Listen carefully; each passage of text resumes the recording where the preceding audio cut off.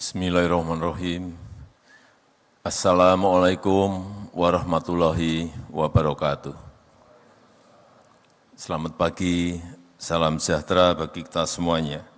Om Swastiastu, Namo Buddhaya, salam kebajikan.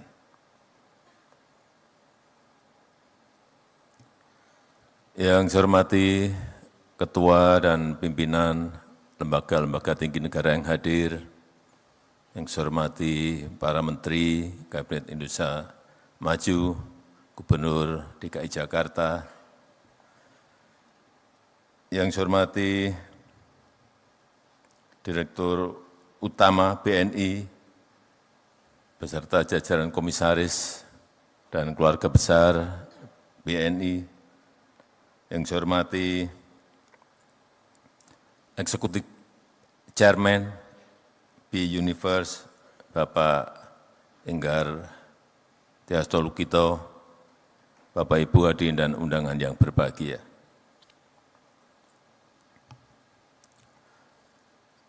Dua 12 hari lagi transisi kepemimpinan nasional akan terjadi. Tanggal 20 Oktober yang akan datang, Bapak Jenderal TNI Purnawirawan Prabowo Subianto akan dilantik sebagai Presiden Republik Indonesia. Yang saya senang, sejak beliau terpilih sebagai Presiden terpilih,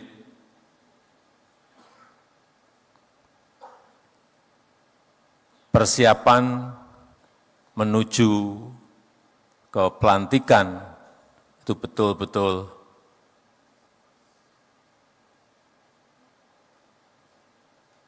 secara rencana kerja, program, dan lain-lain, transisinya berjalan dengan baik. Hampir di setiap rapat paripurna, rapat terbatas apapun topiknya, Pak Prabowo selalu hadir. Kalau sebelumnya hanya untuk urusan pertahanan, tapi setelah menjadi presiden terpilih, di semua rapat terbatas, rapat paripurna selalu hadir, sehingga rencana-rencana untuk program unggulan yang akan dilaksanakan oleh Presiden Prabowo itu betul-betul disiapkan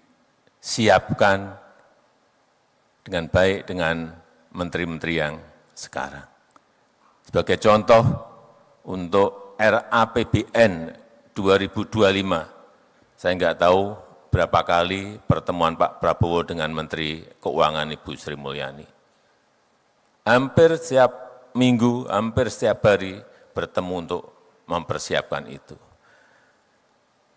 Artinya apa? Seperti tadi yang disampaikan Pak Enggar,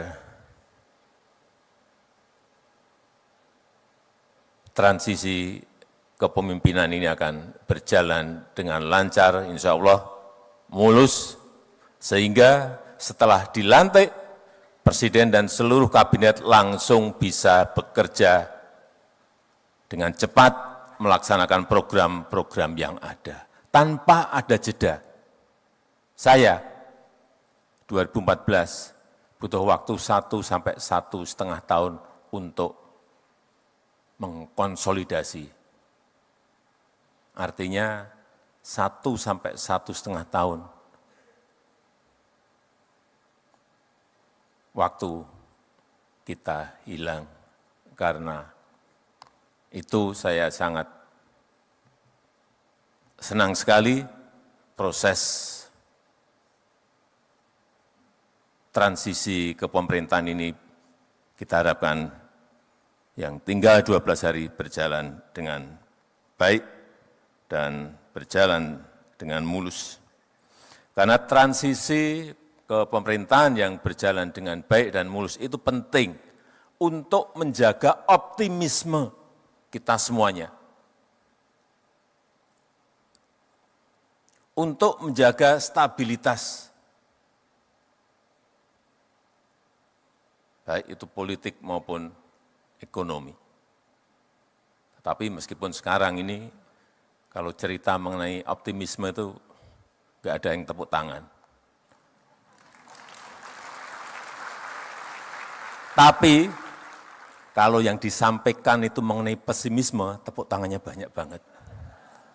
Panggung kita memang masih seperti itu. Begitu kita berbicara optimisme, nggak ada yang tepuk tangan.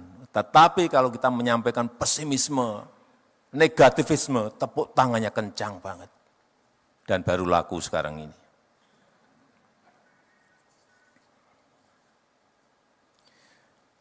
Karena kita tahu, sekarang kita telah masuk ke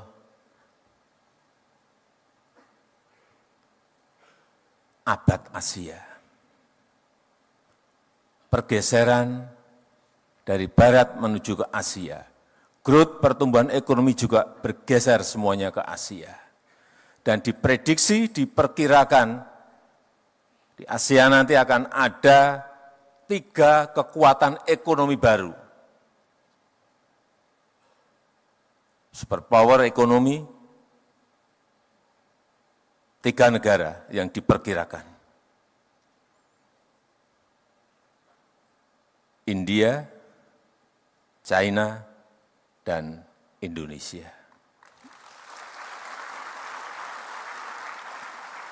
Sekali lagi, ketiganya ada di Asia. Tapi hati-hati untuk menuju ke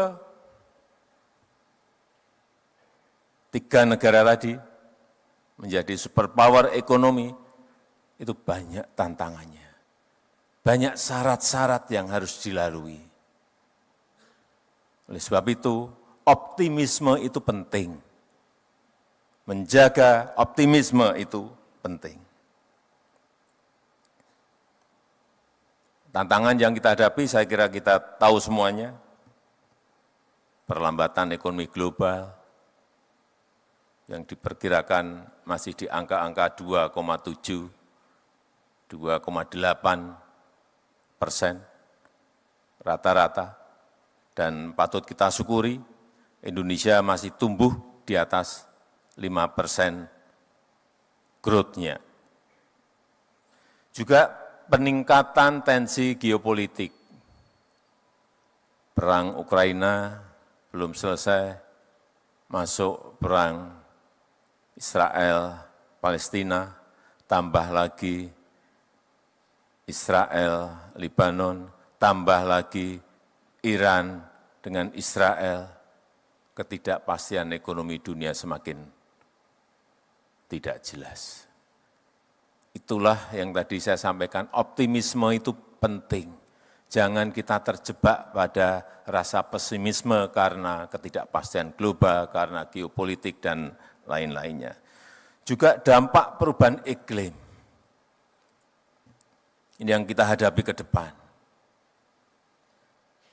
Perlu semuanya mengantisipasi dan menyiapkan untuk ini. Dan di dalam negeri kita, urusan yang berkaitan dengan produktivitas. Bagaimana menaikkan produktivitas. ICOR kita, semuanya menjadi PR besar bagi pemerintahan yang akan datang. Tetapi di sisi lain, kita memiliki modal besar. Memiliki modal besar. Pertumbuhan ekonomi yang tetap terjaga di atas 5%. Kuartal kedua 2024 kita masih tumbuh 5,08%. Inflasi yang terus bisa kita kendalikan di angka 2-3%. Ini juga merupakan modal yang sangat baik. Keyakinan konsumen, saya tadi pagi mendapatkan angka tetap di level optimis di 124,4. Kemudian juga spending index kita trennya meningkat. Kalau kita lihat di kuartal ketiga 2024 di 234,8, di kuartal ketiga 2023 145,8. Artinya secara year on year naik sangat tinggi sekali. Dan saat ini GDP per kapita kita sudah mencapai 5.060. 5.060. Dan kita harapkan 5 tahun ke depan bisa berada di atas 7.000. 10 tahun ke depan bisa di atas 9.000 dan seterusnya. Nah, yang harus kita jaga. Asal pertumbuhan ekonomi kita bisa di atas 5% atau sesuai yang sering disampaikan oleh Pak Prabowo bisa mencapai target 8%, itulah yang akan mempercepat negara kita Indonesia bisa masuk menjadi negara maju.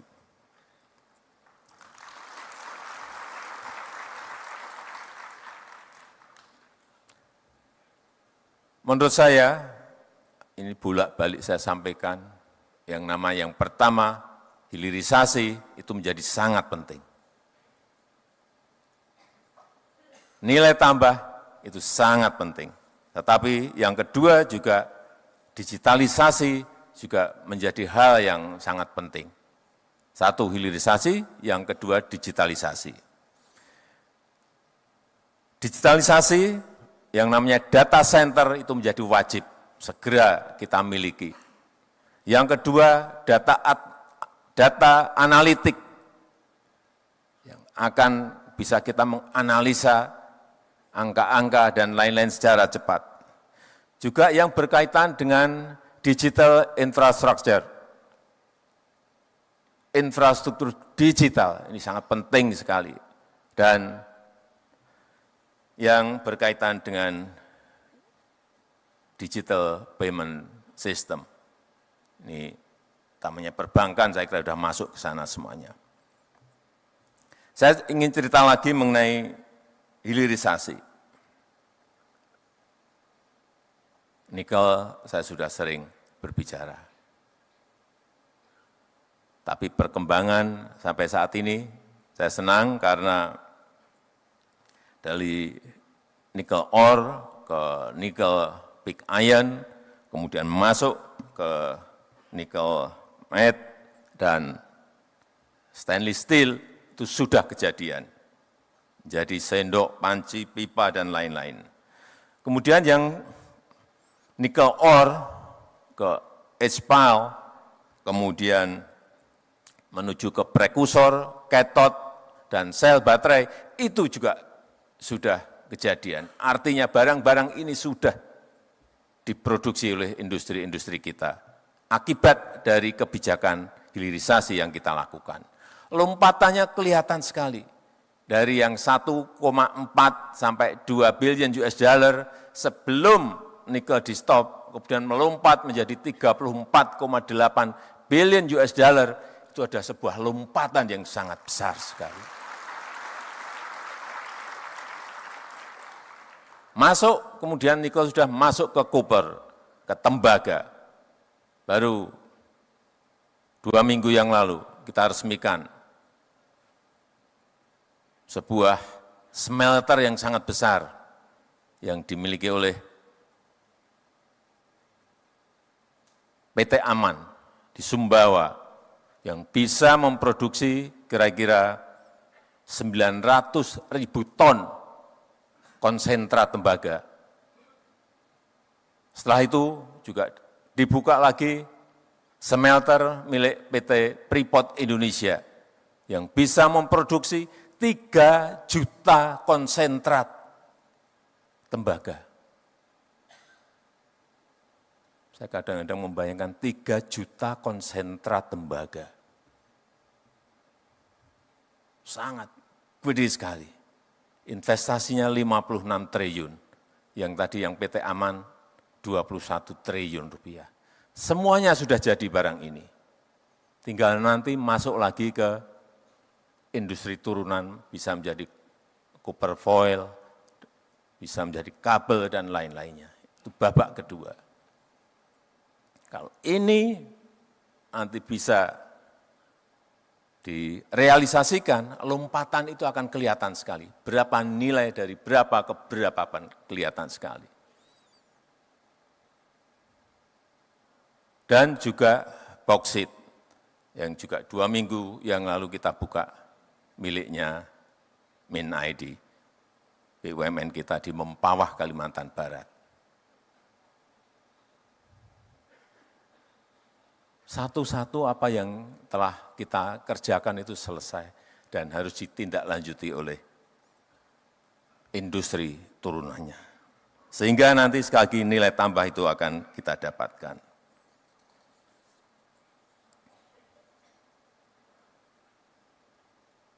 Nikel sudah, tembaga sudah, bauksit sudah, nanti masuk ke timah dan lain-lain. Dan yang saya senang nanti kalau PT Freeport ini berproduksi akan kelihatan setahun kita akan mendapatkan tembaganya berapa ton, emasnya berapa ton, menjadi kelihatan semuanya. Perkiraan kita setahun akan mendapatkan 50 sampai 60 ton emas. Yang sebelumnya lebih dari 50 tahun, karena kita belum ambil alih PT Freeport, emasnya itu larinya kemana kita nggak tahu. 50 ton emas per tahun.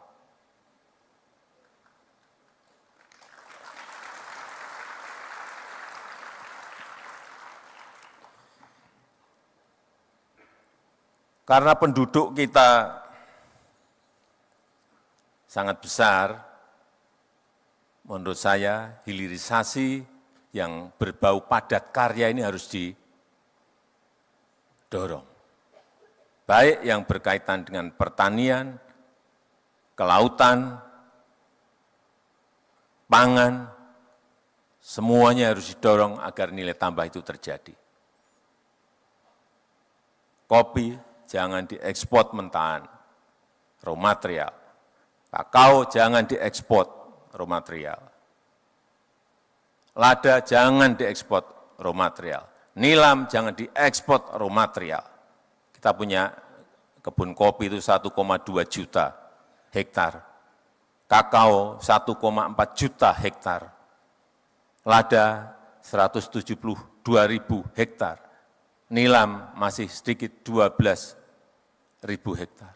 Tapi kalau ini dikembangkan, diremajakan, diperluas lagi, dan industrinya ada, baik itu untuk makanan, untuk kosmetik, untuk minuman, dan lain-lainnya, nilai tambah itu akan terjadi dan memang harus dipaksakan.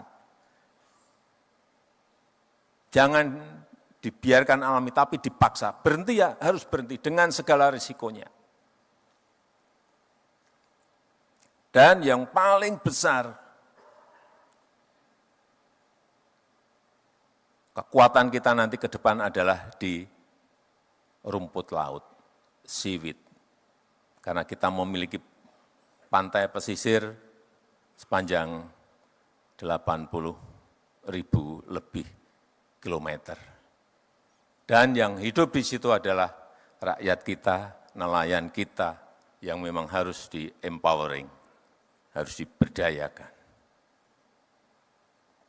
Kalau kita bisa masuk ke sini dengan rencana taktis yang baik, dengan strategi taktis yang baik, karena ini rumput laut bisa menjadi pupuk organik, bisa menjadi kosmetik, bisa menjadi makanan, dan terakhir bisa menjadi bioaftur.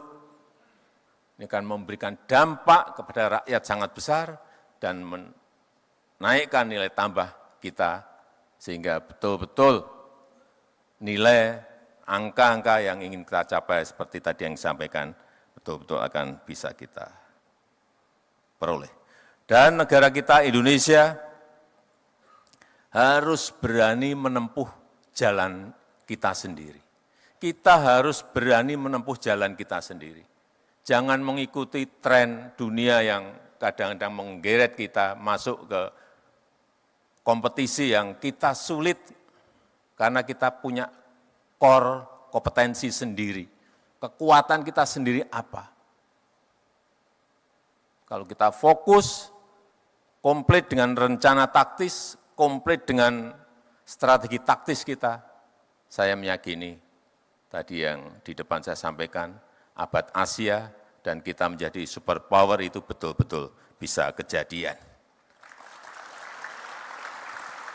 Saya rasa itu yang ingin saya sampaikan, dan dengan mengucap Bismillahirrahmanirrahim pada pagi hari ini, secara resmi saya buka BNI Investor Daily Summit 2024. Terima kasih. Wassalamualaikum warahmatullahi wabarakatuh. Mohon berkenan mendampingi Bapak Presiden kami undang untuk naik ke atas panggung kepada Menteri Keuangan, Menteri BUMN, Menteri Investasi, Kepala BKPM, penjabat Gubernur DKI Jakarta, Executive Chairman B-Universe, dan Direktur Utama PT Bank Negara Indonesia Persero Tbk.